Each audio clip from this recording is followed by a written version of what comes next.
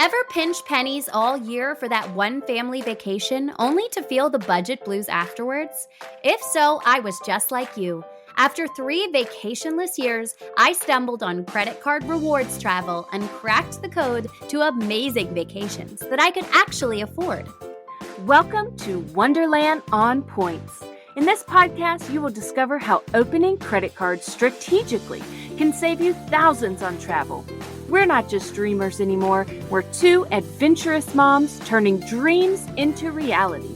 Join us as we spill all the points and miles secrets. And contrary to popular belief, you don't have to spend $1 million to earn 1,000,000 points. Traveling on credit card points isn't reserved for those with overflowing bank accounts. It's for everyday people like you and me, learning to turn routine expenses into free travel. Consider us your points travel guides. This is Wonderland on Points. Let the adventure begin. Welcome back to Wonderland on Points. We are so glad that you are here with us today. Today we're learning. We are all learning. We're always learning about travel, but today we're like doing legit learning.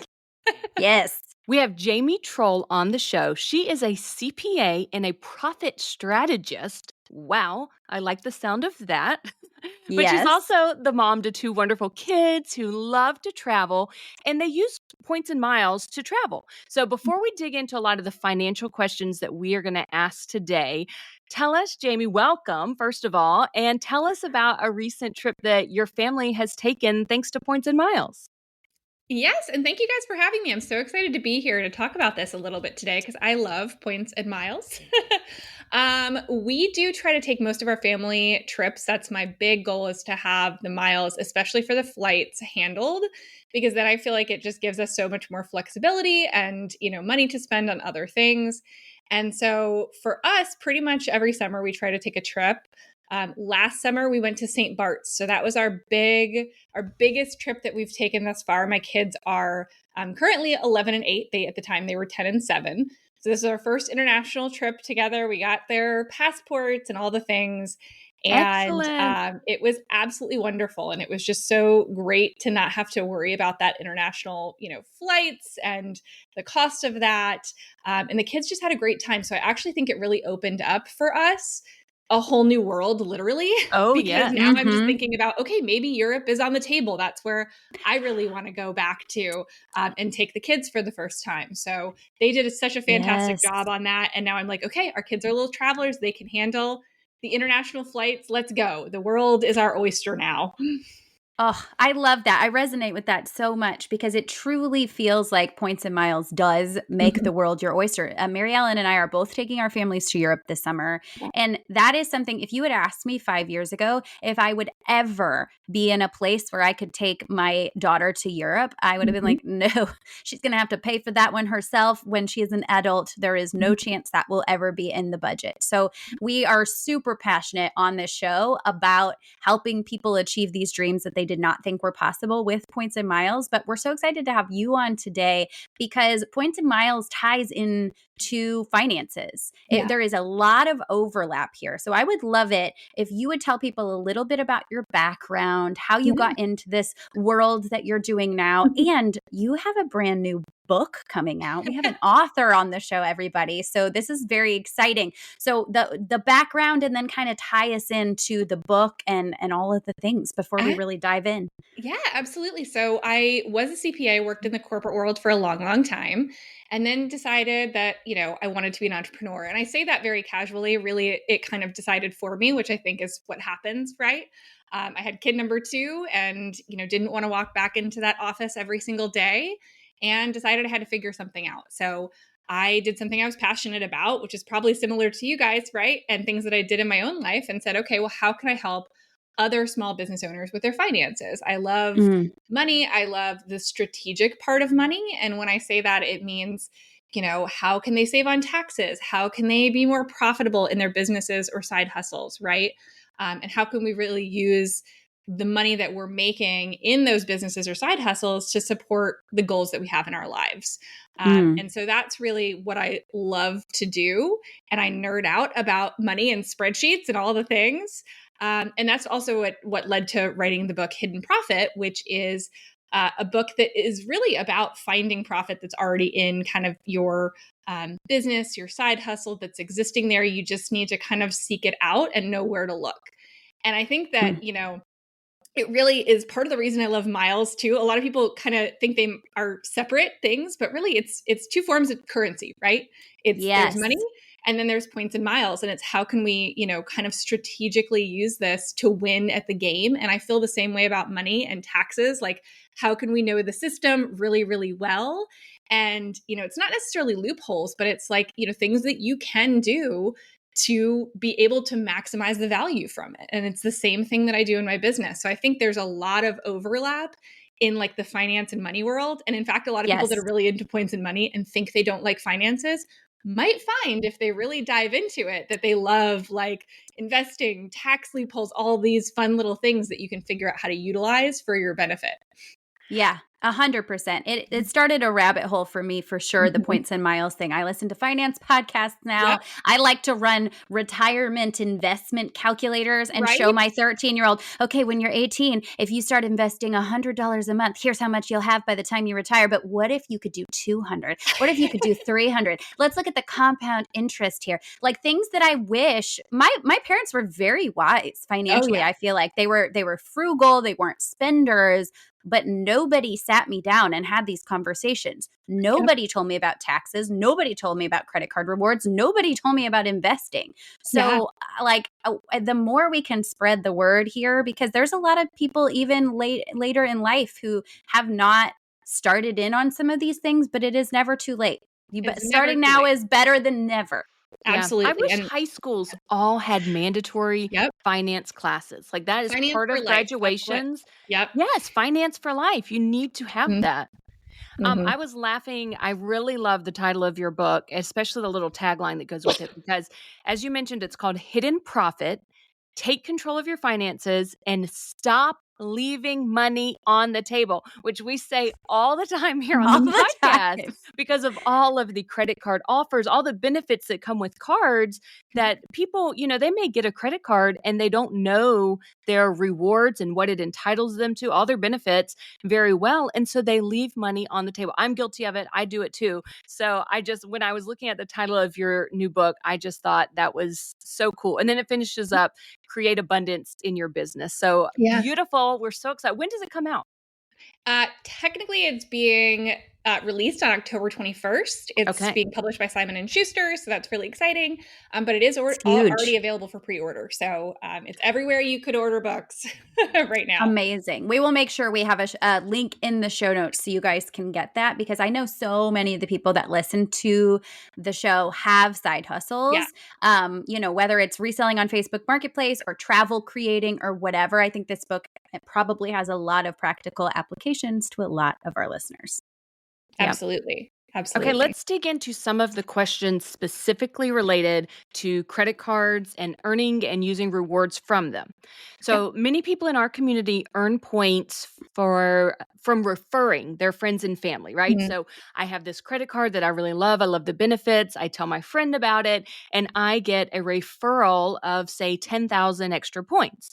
So is there anything that people need to know about reporting that income? Because technically when we're earning 10,000 points, some people don't see that as income, but technically it can be taxed, right? Mm-hmm. Yep, that's right. So it gets interesting because we're so used to just kind of saying, credit card rewards aren't taxable. And that's generally true, but that's really speaking towards if those credit card rewards have been earned by your spend, because then it's seen as a rebate and those rebates won't be taxable, right? It's not income. It's just a rebate on amount of money that you already spent. So therefore, there's really no tax impact to that. However, if you're getting something that isn't tied to having to have spent money, so even when you're looking at kind of your own sign-on bonuses or something like that, right? Typically, you're going to have spend tied to it. So it's, again, not going to be taxable.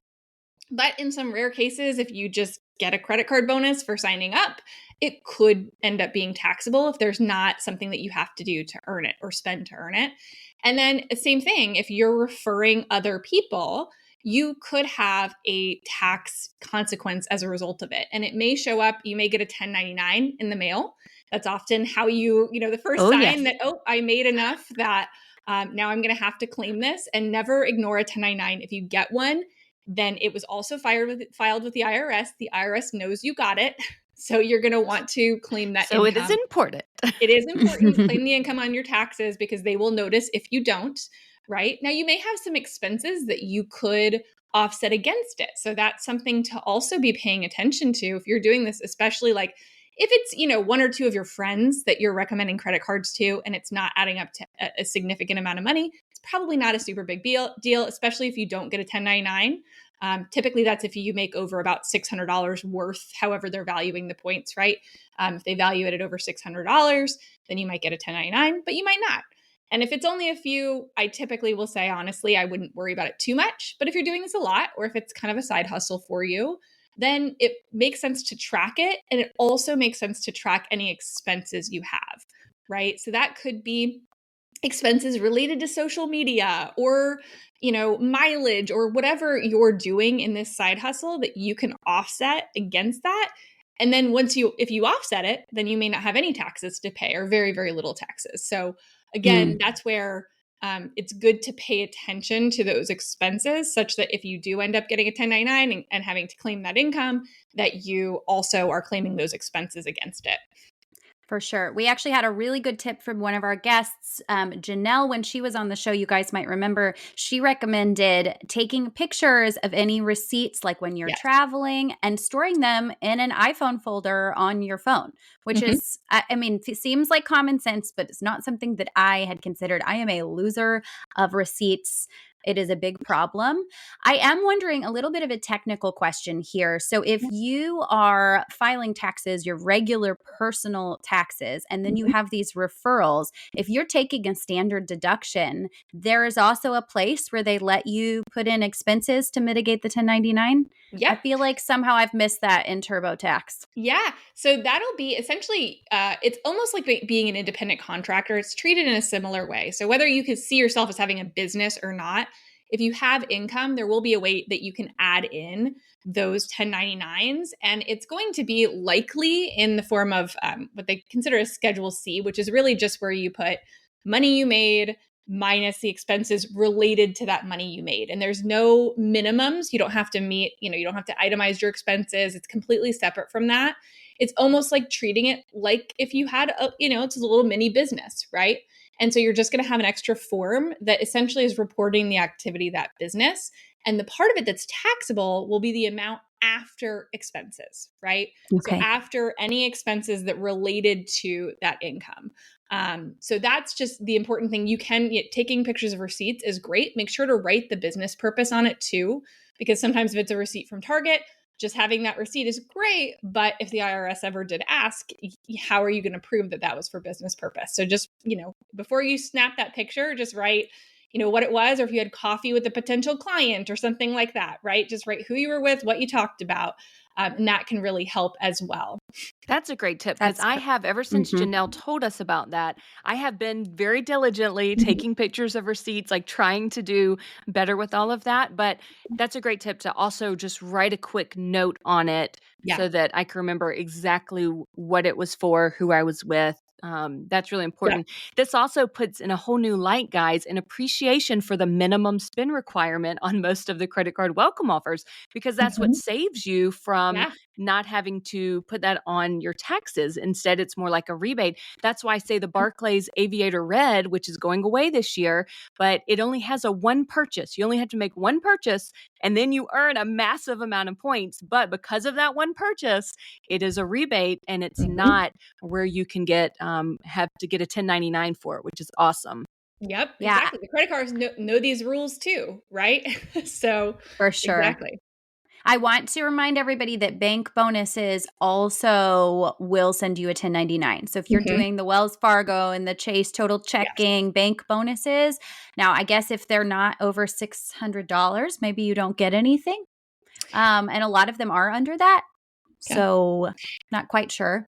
And it is technically, by letter of the law, you're still supposed to report it whether or not you get the 1099. So that's kind of my CPA Mm. hat answer. Now, what you do is up to your own risk tolerance. So we'll say that, right? If you don't get a 1099 and you forgot about it, it's not a huge amount of money. Is it going to be a big problem? Probably not. But if you do get that 1099, you got to report it. So a lot of listeners might know that Mary Ellen is a stickler about the rules for spending on business credit cards. She only uses her business credit cards for business purchases. Meanwhile, I'm out here like buying all the things with my business credit cards, which maybe I shouldn't say on the podcast, but sorry, it's true. I buy my groceries with my business credit cards. I am my business. I have to eat, so it counts, right? But I would like to know truly what we should be doing. Like, from your perspective, am I putting myself in a dangerous position? Do they care, or they really just want those swipe fees? Okay, I would say you're both right. All Depending right. on I the love that. situation. So the credit card companies don't care. They want the swipe fees. They're not gonna shut you down more than likely, right? Like that's not really the concern necessarily. Now, when it comes to banking, banking can be a little bit different. So there are banking regulations. So you don't want to be spending, doing, business transactions through a personal type bank account.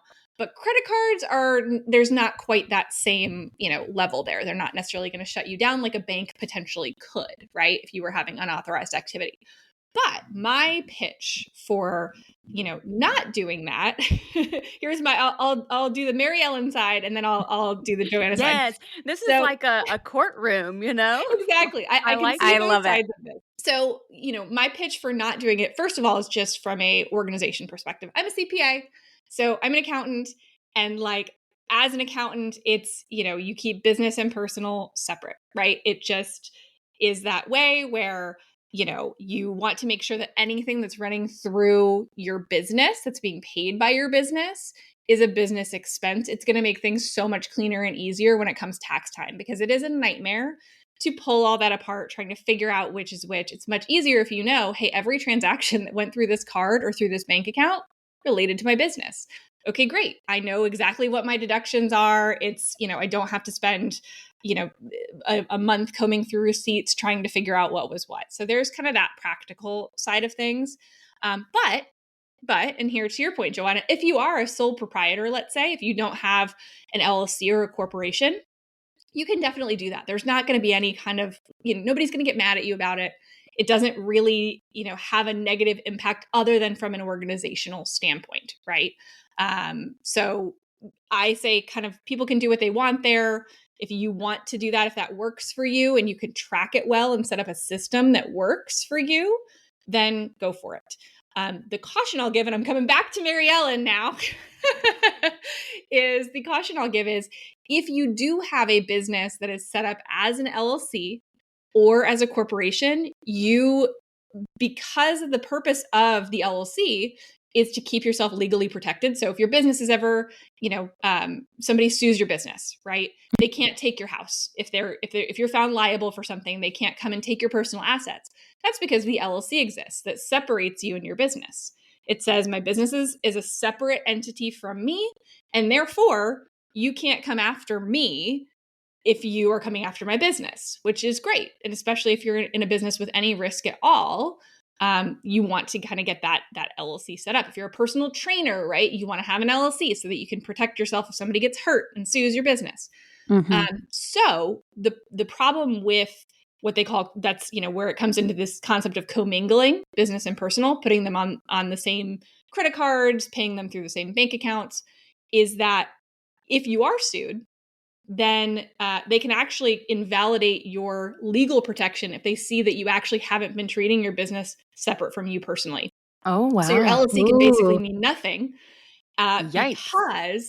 because you haven't acted as if your business truly is separate. Now, it's not one that's like, okay, I accidentally charged one thing and all of a sudden that's going to like cut off my LLC protection. It doesn't really work like that. It's not Right. like, but if it's a ongoing pattern of doing that, then yes, in that situation, legally, it could kind of invalidate that LLC coverage. Again, only if you're ever, sued and found liable. So it's a risk decision. But I typically just say, hey, if you're going through the process to become an LLC, you might as well make sure that you're treating your business separately so that you don't kind of give up the purpose of that to begin with, For sure. Yeah. So for all my friends out there, all of our listeners out there that just do little Facebook marketplace reselling and they get a business credit card as a sole proprietor, it just has their name on it. They are fine to use that card for whatever to meet the minimum spend, and there's little to no risk. Yeah, just make sure you just set up your own organizational system, whether it's a spreadsheet or however you want to make sure you're tracking for taxes. And I don't have a problem with that. That's totally fine. But yeah, it's just more if you have one of those, if you're actually formed an LLC or any kind of corporation, S-Corp, C-Corp, then your rules are a little bit more stringent. Okay. Very good to know. So we were talking a lot about an LLC and protecting yourself by having an LLC, which is something I think everyone's very familiar with. I've been seeing a lot of advertisements lately. I don't know why we're getting targeted, maybe because I have an LLC, but that talks about the benefits of doing taxes as an S-Corp instead of an LLC. And it has me like, do I have the wrong thing? Should I be having an S-Corp? I don't know the difference. Is there anything that we should know about that? Absolutely. So this is actually one of the primary things that I teach as one of the tax strategies that can help you save on taxes. Now, it really depends on the situation. So especially now, and right now, tax laws are really up in the air, so we don't know exactly what they're going to be.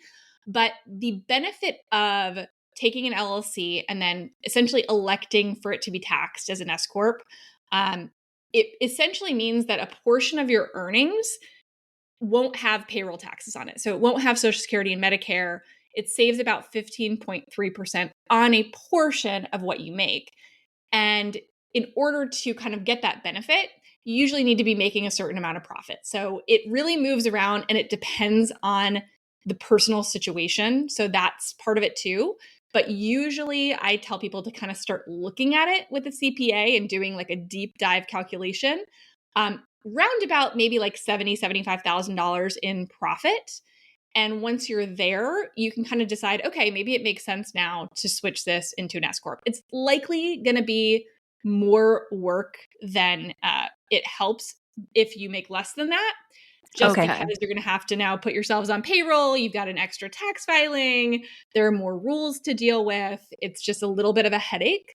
So I think it's a great tax strategy, but a lot of people do it too soon. I think that that's the issue because it's talked about so much. And that's probably why you're targeted in a lot of these. There are lots of companies now that will tell you you'll save all this money by being an S corporation, which sounds great until they tell you, but also here's how much we're going to charge you to manage that S corporation. And there goes all your tax benefits, right?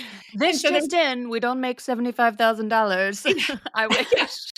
Right? So that's the thing. But they'll, if you get on a call with these guys, oftentimes they'll tell you how beneficial it is. So I typically end up, kind of being the voice of reason to say, my business is taxed as an S corp, but it was a lot longer than, people would assume before I made that decision to be an S corp, right? Like I waited actually even long after like 75,000 in profit because various different reasons. And I just knew kind of, the ins and outs of all of it. And so I just caution people, make sure if you're going to go down that road, try to talk to an independent, get an independent assessment done, because anybody that you're going to that's going to try to sell you services to help you manage it on the back end, right, may not be, motivated to tell you the whole truth. Because how are you going to know how much you really save unless you're just hearing what they're telling you? Yeah. I mean, this whole thing is way, way over our heads. We're already trying to figure out like, how do we do taxes now that we have a business? So it's wild. It's a wild experience. How do you recommend people go about finding a trusted CPA? Do they need to be local? Is there like this is a weird parallel, but like when I was looking for therapists for various people in my home, we went to psychologytoday.com. Like, is there a trusted place that you can go to look for CPAs and read reviews, or you're just Googling and like throwing yourself into the internet? I typically tell people, look to people that you trust, right? Because yes, you can Google and there's all kinds of resources that will come up. But I typically, you don't need to have somebody that lives near you unless you're in a very complicated state. Like if you're in California or New York or somewhere like that, they tend to have more specific state laws that your tax person needs to know about. So in those cases, you just want to make sure they're familiar with that and comfortable with that. But in general, we're all working remotely. Who wants to walk into a tax office and meet with their CPA anymore? I don't know. No, no thanks. Like that doesn't sound fun to me either. So typically virtual works really well. Although I laugh because my dad still gets his CPA comes to his house to pick up all his tax documents. Like, wow. Amazing. Door-to-door service. I know, right? I'm like, there's an app for that, Dad, but that's kind of going out of vogue, right? Like we are living in a digital age, so there really is a lot more people out there. And I would say, like, do due diligence and don't be afraid to ask questions. I think it's really about asking questions and also empower yourself with enough. You don't have to know all the ins and outs. You just want to empower yourself with enough education to know the right questions to ask, right? Because that's often what I hear is people are like, I don't even know what to ask. I don't know how to tell if they're telling me the truth or, if they're correct or not. And there's so many resources. I mean, I'll plug for a second. I have a YouTube channel that is really there to help people, small business owners or entrepreneurs or side hustlers understand some of the ins and outs of money and taxes, and not to necessarily go, file your tax return yourself, but it will help you make decisions in your business. It'll help you have better conversations with your tax professional to have a, general idea. And so it really can help your confidence as well in those areas. So just empower yourself and then come with questions and find somebody that feels like a good fit, because it also with a relationship with any kind of financial professional, right? It's kind of like you feel naked. Like you got to feel comfortable enough. You're opening up all the things, right? And there's a lot of shame and worry and all kinds of things that come with that. So you don't want it to be like, Chad down the street who's had his practice for 50 on your years, T-ball right? team. And calls you little lady. Like it's probably Oh, thank you. fit. And there are a lot of people out there that are starting to take a more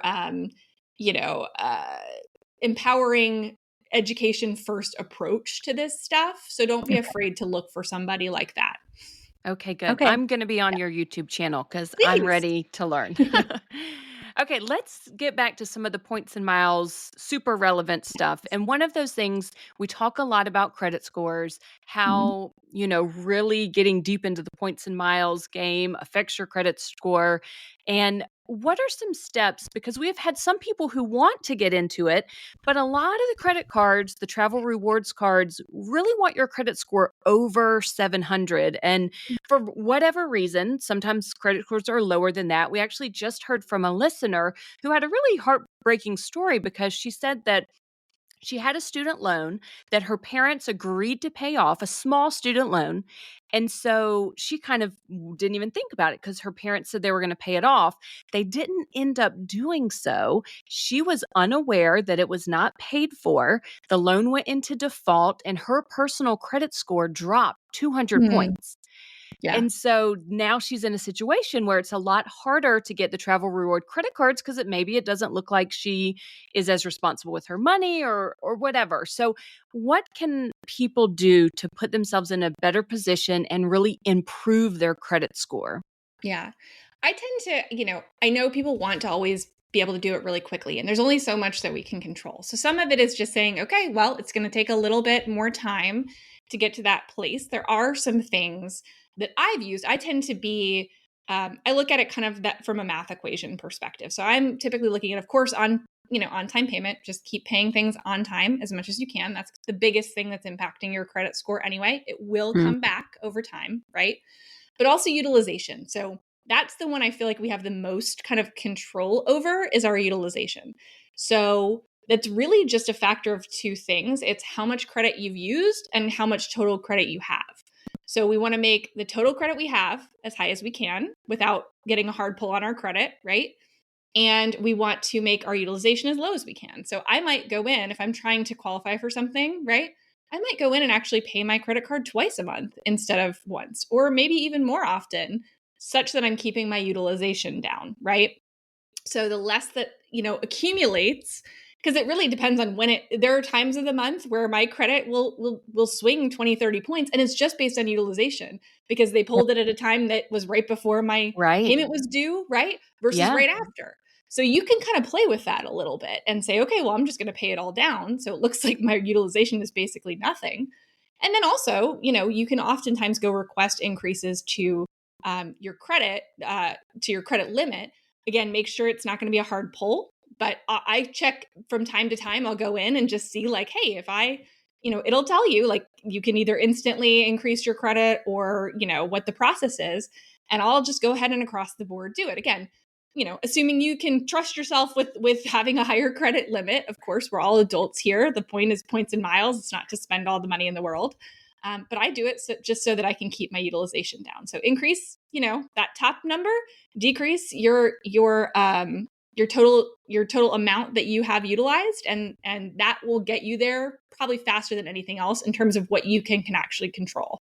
Yeah, absolutely. And just to remind everybody, that percentage, anything below 11% is what they really like to see. That's what they keeps you in the good standing, in the Yeah. green on Credit Karma. And as a person who pays my credit cards off every single Friday, speak I to love that it. a little bit because so many people in the Points and Miles group online, a lot of newbies will write in and be like, okay, I don't want to wait till this generates a statement. I'm really worried about paying interest. I'm worried about missing my payment. But I've heard if I pay my credit cards more than one time a month, it's bad for my credit score. Can you speak to that a little bit?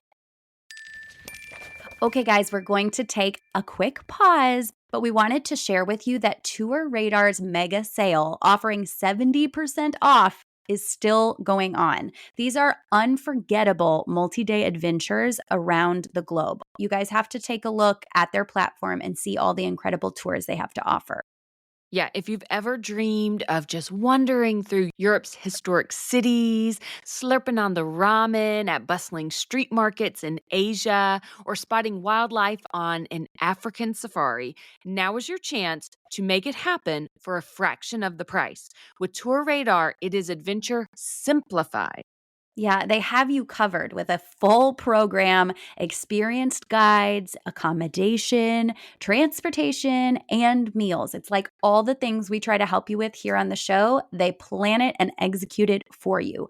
All you have to do is pack and go. So head to tourradar.com or the link in our show notes and book your next adventure today. Yes, this all ends June 30th. So hop on over to Tour Radar and check out the mega sale. Okay, back to our episode. Oh, absolutely not. They love that, right? Like they love that because you're now all of a sudden your utilization is going to be staying lower, and that's going to have a positive impact on Yep. your credit score. So just don't close them. If you close them, that's a different story. That can have a negative impact, but paying them off more often is never a bad thing. So I typically only do that if I'm specifically going to be going out for credit. You don't have to have like months of that either, because again, they're pulling utilization as of a point in time, right? Yes. So before you kind of put in that application, just go pay off everything and it'll look a lot better, right? Yes. I only On do the it because I get Okay. weird about balances. I'm like, it's Yeah, got to be I zero. love that. Everything's got to be zero. I use my credit cards as if they are cash. That's That's the just best way my to do it. preferred. Yes. That's my preferred method. You guys don't have to be crazy like me. Yeah, It's not necessary, but it's also not going to hurt you. That's a right. myth. On the flip side of things, now I have heard of people being denied credit cards because a bank determines that they have too much credit extended to them. So, talk to us a little bit about that. Is that really something that we should be concerned about? I mean, I have multiple credit cards where my limit is, say, $20,000. Yeah. And if I have a lot of those, then all of a sudden I have a ton of credit extended to me, and my income seems out of proportion, maybe with all that credit. So, what do I do? Is that a real thing? Yeah, I mean, in my experience, so long as, again, if you have a good credit score, that's going to outweigh everything else, right? A good credit score, and if utilization helps you get there, then that's going to be the number one thing that they're looking at before they go into the detail necessarily. And I haven't seen, yes, overall credit matters, but in the equation, it's really utilization more than just your overall available credit. If you're paying things down, right, then why do they care what your overall credit is if you have a good credit history? So I think the biggest thing is first and foremost, let's make sure we have a good credit score. And if that helps you get there, that's awesome. You'll be approved for anything you want with a good credit score for the most part, right? So I usually prioritize that. I haven't had that issue with having too high of a credit limit. I have a stupidly high credit limit. Like, I laugh at it because I'm like, who would in the world would give me this much money? But because of my payment history, they do. They continue to increase it without me even asking sometimes. So I Yes. worry less about that and more just about what is the overall score, and the utilization is really the piece that they're pulling in, right? For sure. Now, there is Yeah. a little bit, I mean, especially lately, especially with Chase Bank, we've been seeing a lot of denials for Mm, weird, random reasons. And one mm, of them is like too much credit extended mm. to you. So I just want to remind everybody that you Yeah. can move credit limits around to different Yeah. cards. You can decrease your credit limit and you can come back and try again. If you have a high credit score and you're still being denied, you Yeah. might want to look into that. You also might want to look at your velocity because they are getting kind of cracking down on my card churning friends, one of whom Mm. I used to be, but am not anymore. I'm a lot more patient than I used to be. But if you're opening one card every single month, you're going to start getting denied. So Yes. let's Yep. keep that in mind. So, one of the things that people in this world do, I did it on my daughter's 13th birthday. I added her as an authorized user to my American Express Gold card. Even if they don't actually give the kids the card, I will give it to my daughter in emergencies because she's, generally responsible. And I know that she can use that rather than handing her cash. So, the hope is that this starts building a credit history for them. But I've actually read mixed things in terms of it doesn't actually start building a history before they're 18. Like, what are the benefits to actually adding your kids as an authorized user? Is it something you recommend? What are your cautions? Yeah. So I've looked into this also for me, and my son is an authorized user. Now, whether it's working to, he's 11 now, like I said, whether it's working, I don't know yet. I will report back when I know, but I do think it depends on the card. It seems like some cards are reporting, some don't. So, you know how that goes, where it's really going to be dependent. I would say if you have a history of making sure that you're paying off those cards, right? And you know that you're not going to accidentally put your kid in a negative position, because that can happen too, right? Some people add their kids, and then maybe that situation, like you were talking about earlier with the student loan, but instead it's their credit card payment that doesn't get paid. And all of a sudden, the kid now has a negative, credit score, even when their parents were trying to do something positive, right? So that's kind of the watch out there. But if you're paying it on time, you might as well. And I've done the same thing because I figure it's a good way to teach my son about money. I'm huge about teaching my kids about money. It's something I talk about a ton on the channel.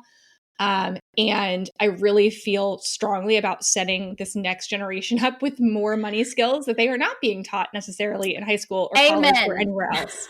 Right. Yes. So even if you don't Yes. feel like you're equipped to do it, there are resources out there that can help. Right. And so I do have him as a signer on the credit card. I don't give him the credit card. However, we will at a certain, especially once he starts driving, like he will, get his credit card, have, the rules on what he's allowed to use it on, and start practicing in a safe place. Like, that's what I love about it too. So to me, whether Yes. or not it ends up accomplishing the goal of him having, kind of getting the benefit of our credit score onto him at an early age, even if it doesn't, I can still use it to teach money lessons, right? Yeah. So I see it kind of that way, that hopefully it all works out. I don't see it having a negative impact because we pay a lot of attention to it. I'm not going to put him on all the cards because I might forget about one, and then, but I have him on one card, our main card, and intend to always, I'll add my daughter in a couple of years too. Around about 10 is when I've been doing it. Just because I feel like that I'm having more conversations around that age. Yes. So that's kind of what my viewpoint has been on it. Yeah, I think it's so important. And different cards do have different age limits. So Yeah. like American Express Yes. didn't allow it till she was 13. But I feel like this, you are so spot on. I had an argument with one of my friends the other day who found out that I had given her a credit card. And she said, that is the dumbest thing I've ever heard. I'm like, well, she doesn't have the credit card. She can use it sometimes, but she thought it was very foolish. She's like, she can learn about it once she's 18, once she's smart, when she's out of the house. I didn't have a credit card before I was 18. You didn't have a credit card before you were 18. And I'm like, yeah. And I made a lot of mistakes once I got my first credit card. I think it is so smart to be teaching your kids to understand debt, to understand paying off credit cards, to understand that, okay, when you are going and swiping on this thing, you better already have the money to pay it off. Yep. Because we don't owe people money in this family. And I had no concept of that. I did not get my first card until well into my 20s. And it got me in a very bad situation for a long time that I had to dig myself out of. I would much rather her learn all these tools under my roof with, kind of like a baby steps mini version rather than just giving her full reins and being like, good luck out there. Hope you don't end up in crippling credit card debt with 28% interest. Yeah. So You don't have to learn the hard way. I feel like for whatever reason, we think like maybe because we learned the hard way, that's the way to learn. That's a terrible way to learn. yeah, I know. Awful. There's consequences to that, right? And so I agree with you completely. I am a big fan of the earlier the better. I laugh because growing up, I got a lot of money lessons. I was very fortunate to have a dad who was very into finance and so taught me a lot of lessons. At an early age. I opened my Roth IRA when I was 17 years old because I just couldn't wait, right? But that's not normal. But my kids now are 8 and 11 and both have Roth IRAs and work for my business, which we can talk Okay, about. Wow. Yeah, we're going to get into I that. did not know you could even open a Roth before you were 18. Shut the front door. If they have earned income, and that's the key, and my kids work for my business, so they have earned income. So they will be able to put money into their Roth. I put money into it for them, actually. And that money is going to turn into millions of dollars by the time they're retired. Yes. Right. And so there's just so much we can do now to help set our kids up for success. Why wouldn't we? Right. Why wouldn't we give them something that we didn't have? And I think about it. My husband, when he went to college the first time, the first week on the college campus, I doubt they still do this.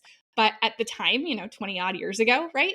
They had all these, credit card vendors and banks. It's still a thing. The quad, right?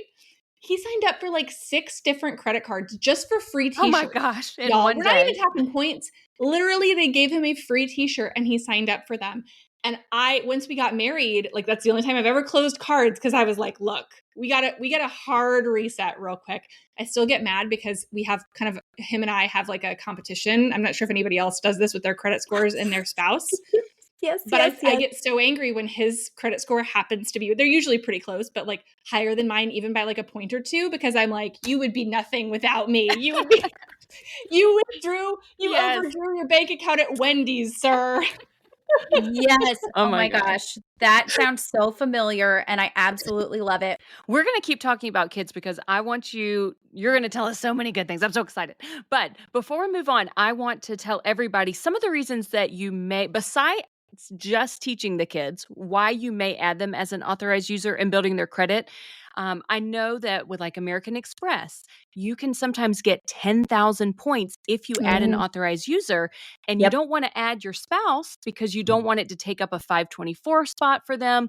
But for your child who's not going to be opening credit cards in the next couple years, add them as an authorized user, get those 10,000 Amex rewards points. So that's a reason. Another might be, say, on your Capital One Venture X card, if you add an authorized user, that person now has lounge access. So that is one example of a card that I do have my husband as an authorized user. And that's enough to get our family in. But in a couple years, I can also add my son, and then he also gets extended lounge benefits. So it extends how many people we can get into the lounge. So those are 2 of the examples of additional reasons why you might want to take advantage of adding your children as authorized users. Okay, I love that. See, I did not know that. So now I'm like, ooh, lounge access.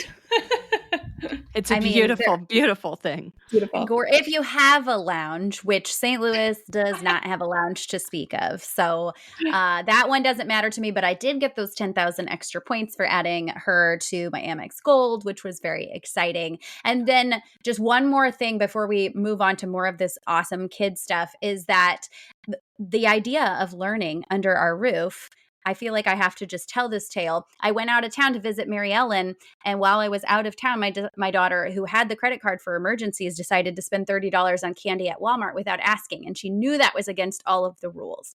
But now she's working to pay off her debt to me because someone's got to pay that credit card bill, and it's not going to be me. So this is just an example of why set rules, set expectations. If your kids break the rules, they're breaking them in a very minute way under your roof, and you have the opportunity to teach them what it means to be in debt. I should probably charge her interest, to be honest, because it's taking her a little long to do enough of the chores to pay off her debt to me. So Yep. maybe I'll tack on 28%, and she's just going to have to suffer through that. For sure, I love it. 28%.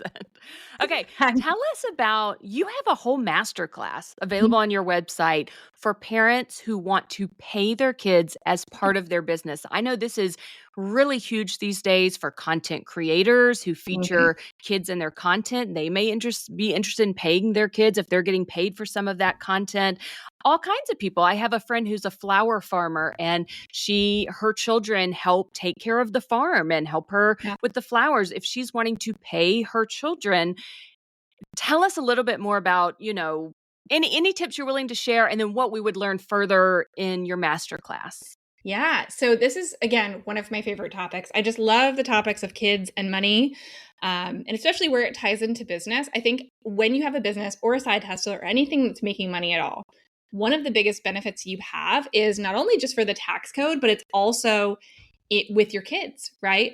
So we can hire our kids. There are exemptions to sort of the federal labor laws around age. So a lot of people think you can't hire a 10-year-old. You absolutely can, right? If you are the sole owner of your business, you can absolutely hire your child and you can employ them to work for you.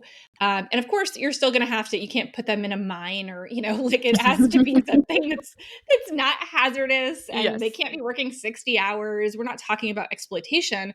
We're talking about, like, they might already be doing that stuff. We're talking about paying them for showing up in your Instagram photos, right? Like those types of things that you might already be doing, they can actually make money for.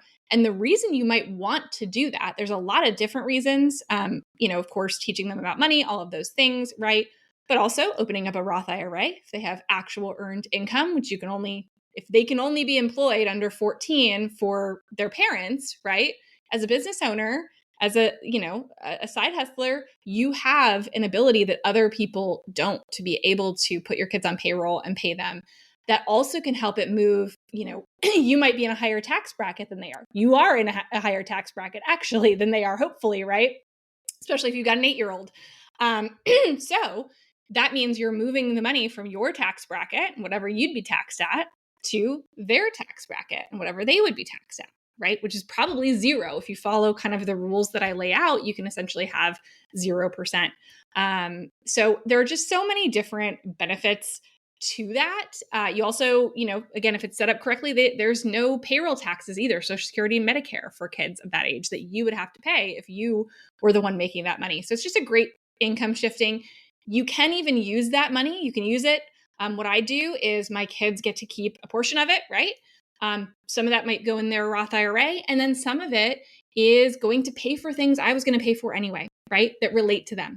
So it might be their sports fees that can come out of that money. It might be just spending money that I probably would otherwise have handed them that they're now going to be paying for themselves. And again, that helps them with budgeting and learning about money. They never ask me for Roblox anymore. They will not, I will not give them any Robux, but they can pay for it themselves. And so even if your kids are in private school, you could pay your private school tuition with that money too. So as long as it relates to the kid, right, you've now shifted that from a higher income to a lower income. And now you're able to kind of pay for these things you were already paying for. and teach your kids great skills as well. My son just did a whole presentation for me. I had to do one in PowerPoint for a speaking event I'm going to, and he went in and formatted the entire thing for me, and he's 11, right? So I hate doing that, and he's learned these skills, and he loves it. So I think there's just so many beautiful benefits of it that people don't realize. It is kind of that like that points and miles game. It's like, okay, well, we just saved, for every $1,000 that he gets paid, I save $250 in taxes, right? And so that's a pretty good situation. And so I have a whole masterclass that kind of goes into there's a lot to know about it. That's the one thing that I kind of warn people, like, hey, you don't want to just give them money and write it off. There's more you need to be able to do, especially if you want to do something like open a Roth IRA. You want to have more of a paper trail. And they're also, again, going back to our conversation about entity types. And if you're an S-Corp, it's a little bit different. You can do it, but there's That was my question. Yep. So there's an extra step if you're an S-Corp or a partnership or something like that. There's something called setting up a family management company that I walk through also in the masterclass. So personally, I think it's worth it. It's, it can take a little time to set up, but then it's really pretty easy.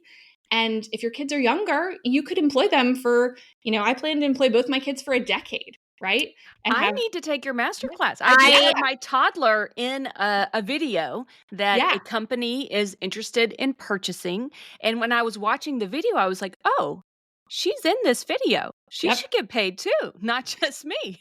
But that's the kind of thing that it's like, as this business grows for me and as other people have, I'm starting to think about these things, and I can see how this masterclass would be massively valuable.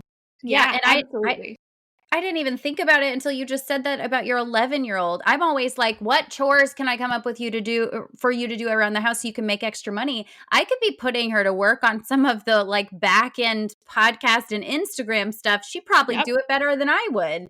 It's shocking how quickly they pick it up. Like it really is. I keep a list because my kids ask me. They like literally my daughter, because I gave my son a task yesterday. And so my daughter was like, what can I do? And I'm like, shoot, I need to get my list together. So especially during the summer, I keep a list and they kind of choose when they want to work. I'm not a slave driver. That's not the point of this. But they honestly, if they want something, they'll be like, Mom, what work can I do? Right. And it's so great to show like you can work, you can make money, you can learn skills. Like, they're bored during the summer anyway. So it's the perfect time.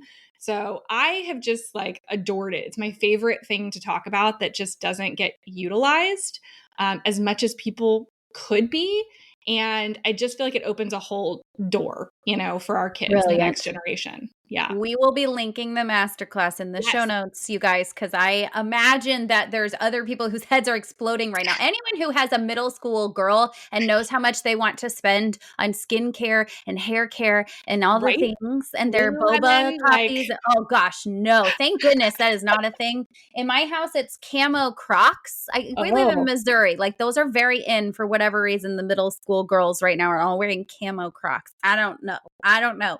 And guys, we just want to let everybody know, we should have led with this. This is actually a free masterclass. So if you want to learn more, if your children are involved in your business at all, then we have a special link in our show notes that is linked to Wonderland on Points. Go to that link. You can do the free masterclass, learn lots of good stuff. And if there's more information that you feel like you want to know that's helpful, there is an extra toolkit that's available for purchase.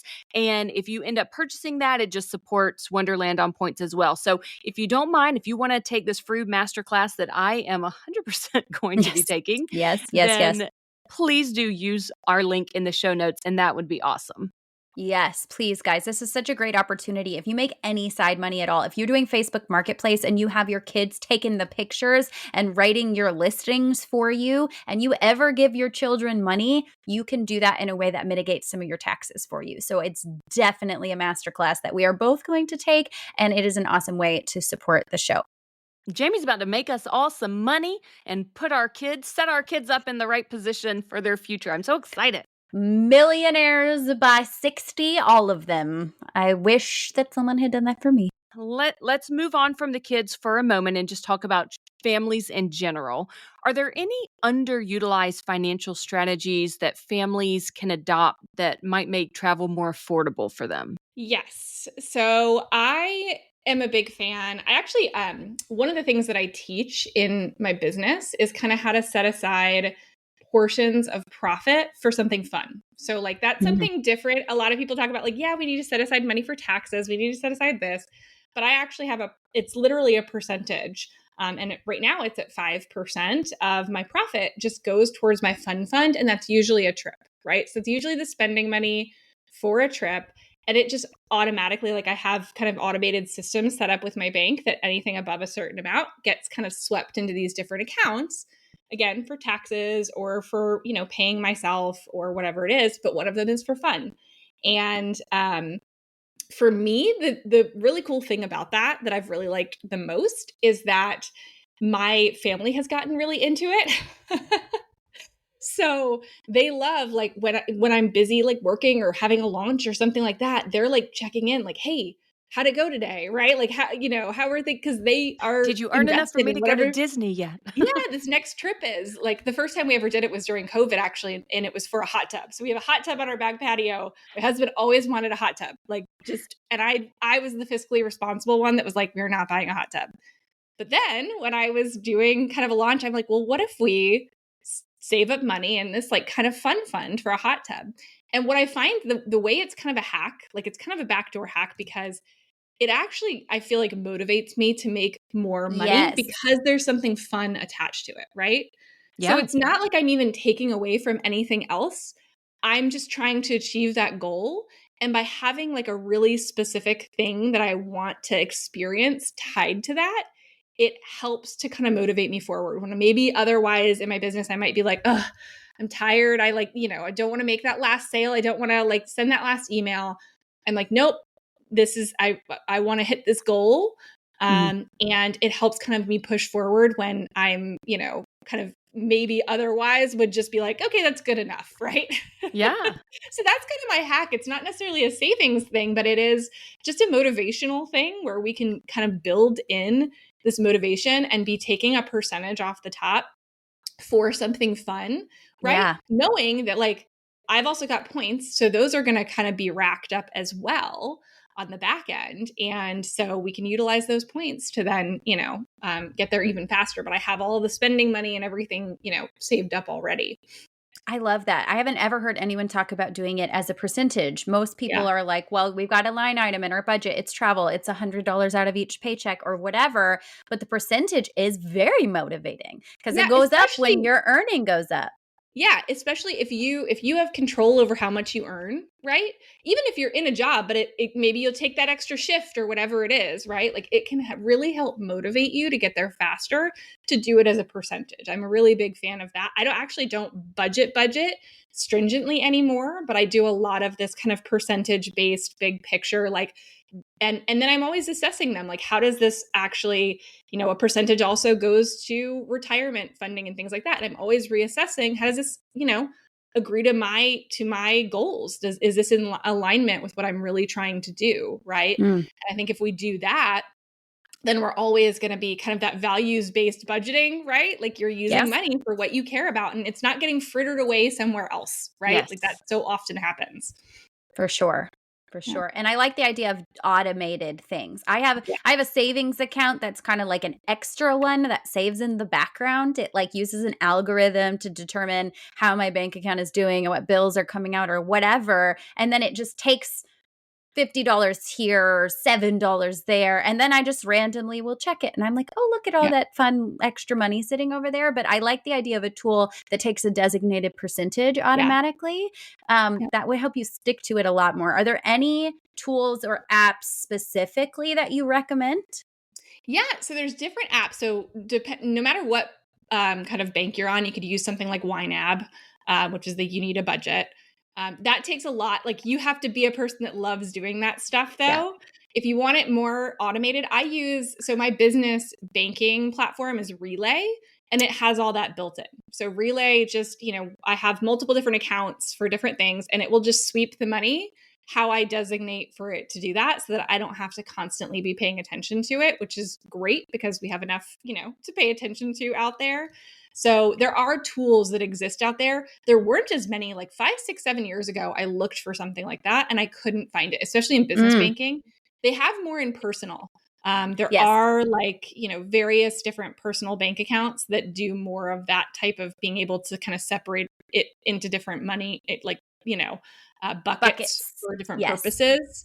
Yeah. But now it's coming into business banking too, which is really, it's very much needed there, especially when you talk about taxes and things like that, right? Like we need to be able to put that money aside. And I'm glad that they finally have more tools that really speak to that now. Okay, awesome. Yes. We use Relay too, so I'm glad to hear that. We Oh, good. haven't been using it for that long, so we haven't dug into all the features, but I'm excited to now. Okay, as That's awesome. we're going to get to a lightning round that I think is going to be really fun in just a minute. But before we do that, are there any red flags that you really want to highlight that families should watch out for when opening multiple credit cards for travel rewards? Is there any red flag that you feel like we need to leave people with before we get to the fun lightning round?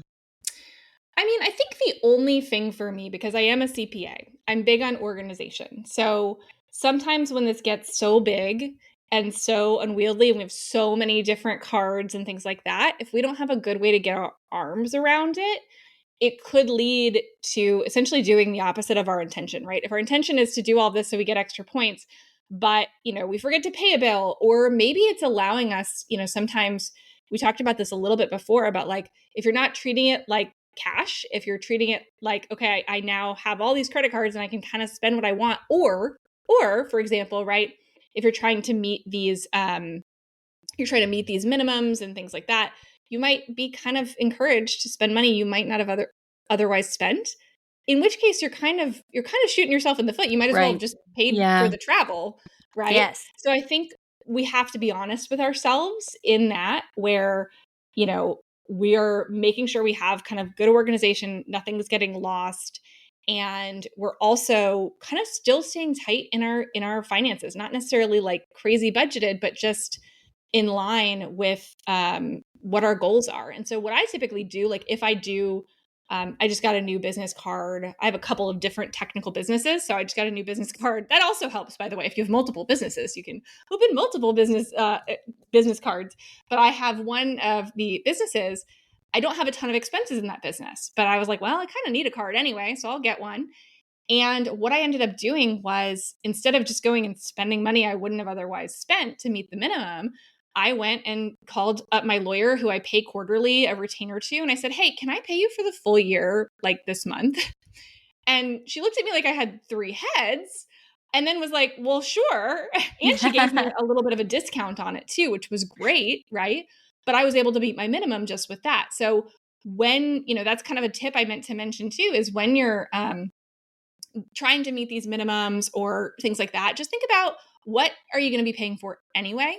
Yes. And just try to move that up rather than trying to find things to spend the money on to make the minimums, because then you're Yes. really not helping yourself at the end of the day. It's kind of like the extra money you're spending is canceling out the points that you're getting from it, right? For sure. And I think it's why a lot of finance people are kind of anti-credit card. I am absolutely not. I'm a big fan of credit cards. But there are a lot that just say don't do that, because there is a tendency to overspend if we're not being diligent. So we have to keep our eye on the prize, which is like points and miles. Yes. Right. And like win the game, and winning the game means making sure that we're not accidentally, robbing from ourselves for points and miles. Yes. Right. Yes. And it's the same thing if you're paying interest. So if you're looking Yes. into paying your car insurance all at once at the beginning of the year, or your estimated taxes or whatever, you have to know that you can pay that balance off, because if you're paying large interests like there are on most travel credit cards, you aren't getting anything for free. And it is Nothing. a personal passion of mine to convert the no credit card people, because I was one. Like once I got out of credit card debt as a younger person, I was determined that I was never going to have a credit card ever again in my life, because I really believe that they can be a slippery slope. Yeah. But you can learn healthy financial habits. You can learn healthy credit card habits. You don't have to be terrified of them, but you do need to be wise.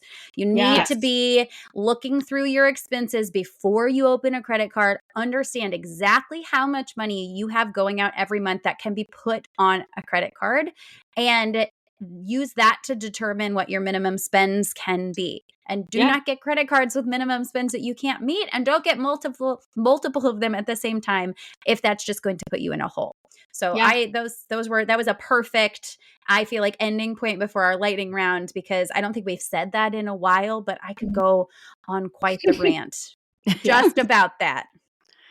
Okay, so let's finish up. And before you tell everybody where they can find you, and we definitely are going to do that, we're going to do a little lightning round of travel questions. So this is just quick answers. Just fire off an answer really quick. Okay, I'll ask the first one. Window seat or aisle seat? Window seat, sleeping.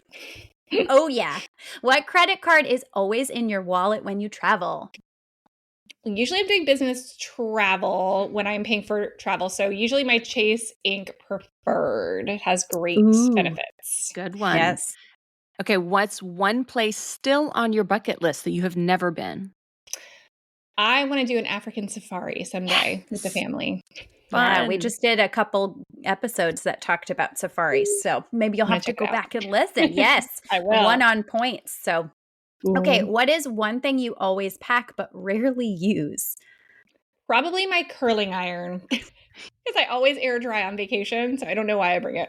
That is so true. I always am too ambitious. I think, maybe I'm going to fix myself up to take some pictures or something, and then I don't do it. It's chaos. No. Okay, what's been your favorite family trip so far? Probably the St. Bart's trip we just took last year. It was just it opened up a whole new world of, opportunity. So I'd say that one. Amazing. That is so fun. Well, thank you so much for being here today. I feel like I could pick your brain for like 5 more hours. I get so nerdy. I'll come back. Yeah, please do. You'll be our resident financial expert on our show. So yes, you have a permanent spot here. Everybody should thank Joy from Savvy Travel Mama, because she connected us with Jamie, and we really appreciate her. So tell all the people where they can find you. Where should they go to check you out on the internet? Absolutely. I'd say first, just look me up on YouTube. It's just Jamie Trull. And you can find me, subscribe. That would be great. And you can watch a lot of various different videos. I have some videos on there as well about travel. Actually, Joy's been on my channel with Savvy Travel Mama talking about travel and various things and how to write off more travel. So if you're a business owner and you want to know how to get more of your travel to count as a write-off, I have videos for that too. So YouTube is probably the best place. I'm also on Instagram and on Facebook. Amazing. And I will link up everything, guys. It will be super easy for you to find. You can just click on it in the show notes. Jamie, thank you for being here today. Yeah, thank you for having me. I really appreciate it. This was so fun. Such a good time. I'm motivated to go book my next trip now. Yes. Yay! That's what we like to hear. If you enjoyed this show today, please consider writing us a review or clicking 5 stars wherever you listen to your podcasts. And please subscribe and follow along so that you never miss an episode. You can follow the podcast on Instagram or YouTube at Wonderland on Points Podcast. You can find me on Instagram at Family Travel for the Win with the number 4. And you can find me on Instagram at Points to Wonderland. If you're thinking about getting a new travel rewards credit card, consider using the links in our show notes. Using our links helps to support us and keep our podcast going, so we can provide you with all the latest tips and tricks when it comes to traveling on points. And if you aren't sure which card is right for you, shoot us an email at wonderlandonpoints@gmail.com. Thank you so much for joining us, and we will see you here next time.